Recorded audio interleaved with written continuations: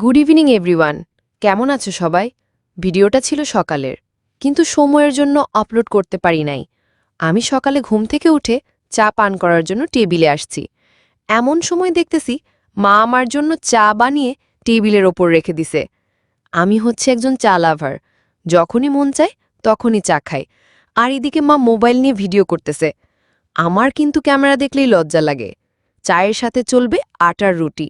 ওমা, পাশে আমার ছোট বোন মন দিয়ে পড়ালেখা করতেছে, আর এদিকে আম্মু মোবাইল নিয়ে ভিডিও করতেছে। এটা হচ্ছে আমাদের রান্নাঘর। আমি রান্নাঘরে বসে বসে চা খাচ্ছি, আর এদিকে আম্মু ফ্রিজ থেকে মাছ বের করে নিয়ে আসছে রান্না করার জন্য। আবার এদিকে আম্মু বিছনা গোছানোতে ব্যস্ত। চলুন এবার তোমাদেরকে সুন্দর একটা দৃশ্য দেখাই। এটা হচ্ছে আমার রুম, আর রুমের পাশেই হচ্ছে ব্যালকনি।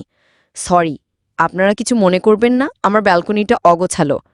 এই যে সামনে যে বিল্ডিংটা দেখতে পাচ্ছেন, সেখানে কিউট কিউট গাছ আছে, যাদেরকে আমি দুষ্টামি করি। আর এদিকে মা বিছনাপাতি সব গুছিয়ে ফেলছে। আর এদিকে আমার চা খাওয়া এখনো শেষ হয় নাই, কিন্তু মার রান্না করা শেষ হয়ে যাচ্ছে। তো বন্ধুরা, চলো তোমাদেরকে একটা গল্প শোনাই। গল্পটি আমার নিজের হাতেই লেখা, মাকে নিয়ে। ঘড়িতে সকাল 5টা, পুরো বাসা ঘুমে ডুবে, কিন্তু রান্নাঘর থেকে আসছে চায়ের কাপের শব্দ। মা জেগে উঠেছেন। প্রতিদিনের মতোই আজও আমাদের সবাইকে আগেভাগে ঘুম থেকে উঠিয়ে নাস্তা বানিয়ে, বাবার অফিসের জামা কাপড় গুছিয়ে, ভাইয়ের স্কুল ব্যাগ ঠিক করে দিচ্ছেন। আমি পাশের ঘর থেকে মায়ের পদচারণা শুনতে পাই। মা কখনো ক্লান্ত হন না, না, অন্তত আমাদের সামনে। প্রতিটা সকালে যেন যুদ্ধের মতো শুরু হয়।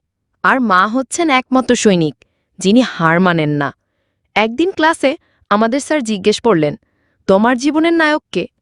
বন্ধুরা কেউ বলল ক্রিকেটার, কেউ বলল অভিনেতা। আমি মাথা নিচু করে শুধু বললাম, আমার মা। স্যার বললেন, কেন? আমি বললাম, কারণ মাই একমাত্র মানুষ যিনি নিজের ক্লান্তি লুকিয়ে আমাদের মুখে হাসি রাখতে জানেন। নিজে না খেয়ে আমাদের খাওয়ান, নিজের জন্য কিছু না কিনে আমাদের শখ পূরণ করেন। একদিন মা অসুস্থ হয়ে পড়লেন। আমরা তখনই বুঝলাম, বাসা আসলে মায়ের স্পর্শ ছাড়া একেবারে নিস্তেজ। সব কিছু এলোমেলো। কেউ ঠিকভাবে রান্না করতে পারে না, কেউ মায়ের মতো কাপড় গুছাতে পারে না। মনে হলো আমাদের ছোট ছোট খেয়ালগুলো যিনি সারাদিন পালন করেন, সেই মানুষটাকে আমরা কত অবহেলায় দেখি। মা ধীরে ধীরে সুস্থ হলেন, কিন্তু সেদিনের শিক্ষা আমাদের পুরো পরিবারকে বদলে দিল। আজ আমরা সবাই মাকে সাহায্য করি, শুধু কাজ নয়, ভালোবাসাও ভাগাভাগি করি। কারণ মা শুধু একটা শব্দ নয়, মা হলো জীবনের ছায়া, যিনি নিজের আলো দিয়ে আমাদের জীবন আলোকিত করেন।